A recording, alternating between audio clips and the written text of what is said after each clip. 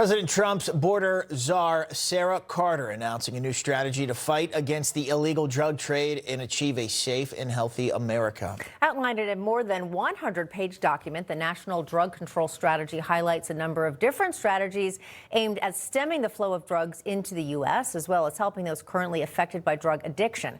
The document says this: through these lines of effort, the strategy will turn the tide on our nation's war against illicit drug use. For the first time in many years, the United States will see the dawn of a healthier tomorrow peeking over the horizon. Mexico, which has received major criticism over its handling of the cartels and the drug trade in their country, was cited dozens of times in the strategy in what could be a signal to the country that the United States expected to do more on that front.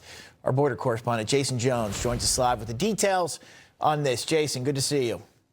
Well, guys, it's good to be with you, and it is good to see the major changes now taking place under Sarah Carter's leadership at the Office of National Drug Control Policy and their new 195-page strategy. Guys, I'll tell you, it basically breaks it down into two main pillars. First one, counter cartel operations, dismantling these cartels in Mexico, Central and South America, even Canada. But most importantly, going after the logistics, going after the pill presses, going after the cartel leadership, but also those chemical precursors and holding China accountable. That side of it, for the viewers right now, I can't stress to you how important that is.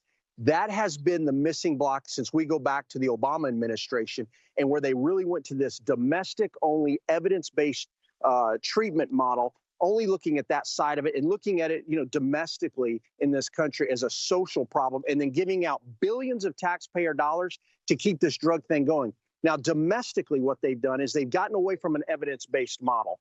It sounds good when you hear that, but if you look at the data going back to when this was first incorporated, this is where we begin to see the just skyrocketing of overdoses in this country. This is why we've seen a reduction under President Trump of 21% of overdoses. But domestically, what they're going to do is work with faith-based organizations. And guys, go back to what makes sense. Look, getting away from this give money for this, instead leveraging an ability in the media to stop kids and newer users from using drugs in the first place, which what should have been done. Back to you. Okay, a lot of progress being made there. Jason Jones, thanks for the update. Great to be with you. Okay, and coming up on the record,